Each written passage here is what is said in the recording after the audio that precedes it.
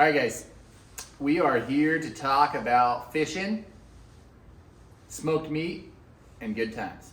First, let's get to the smoked meat. That's important. This is the time of year where everybody needs a pile of meat on their plate, and we are providing that tomorrow night at our Christmas party, along with some pretty cool raffles, some fly tying demos. I'll be tying for a couple hours, maybe a little more depending. But so we're raffling off a guided trip. That's whatever, $500-600 value. Eli is raffling off an advanced fly tying lesson. In his words, that is priceless. We are raffling off some Watershed, swag, and a sling pack. Excuse me. So make sure you come. We're starting at 4 o'clock. Again, tomorrow night, 4 o'clock. We'll go till 8-ish, depending. We'll have some, some beer, some food. The guys, Mark and Eli, are going to smoke meat. So it's going to be awesome. I think we're going to have some pork, some beef, tri-tip, whatever. I don't know what they're smoking, but it's going to be good. I can promise you that. So, on to the fishing.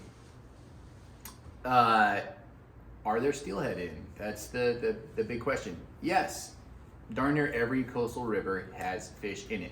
Do they have a lot of fish? Not necessarily a lot. It's early. It's, not quite mid-December. Is it worth going out? 100%. It's definitely worth going out. We've gone out a few times. We haven't landed one yet. We've had some action and we've seen some fish, but it's worth going out. It's steelheading. So it's always worth going out because you have like 3.5-4 months to go out and fish for winter steelhead. And they are the baddest fish on the planet as far as freshwater fish go. So it's the most worth it fish to catch, in my opinion, and a lot of guys' opinions that swing flies. So I'm gonna answer the age-old question: is people say, "What's the fly I need?" Well, it's not trout fishing. So I kind of go by watercolor, and many of you have heard me do this spiel, so you can fast forward through this if you like. But if it's dirty water, I want kind of a brighter fly, right? Brighter fly with a lot of flash. This is a fly that Eli tied. All these are flies that Eli tied. So there's a good amount of flash on there, and it's kind of a brighter looking fly with, kind of a little bit of orange and red, and it's relatively bright. I would probably make it brighter if it were mine, but this is Eli. So you get what you pay for, right? Advanced fly tying lesson. That's what you get right there. No, it's actually a really nice fly. But anyways, dark water, bright fly. Doesn't have to be crazy heavy because you got to keep in mind that you're swinging to the bank a lot of the time. When the water's dark, it's usually big, so you're gonna swing, pretty close to the bank.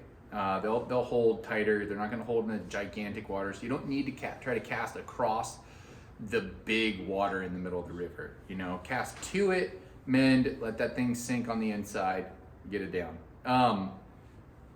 When it starts kind of greening up, like that steelhead green that we all love to fish, this is something a little darker with a little bit of flash and a little bit of just, multicolor stuff. He's got like a flash body on this. This is a cool fly.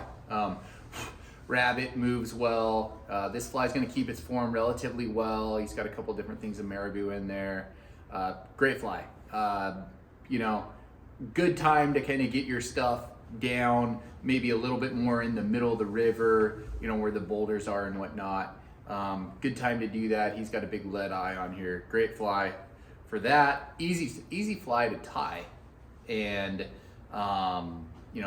easy fly to fish with a 7 or 8 weight. Okay, so sorry, my other fly fell down there.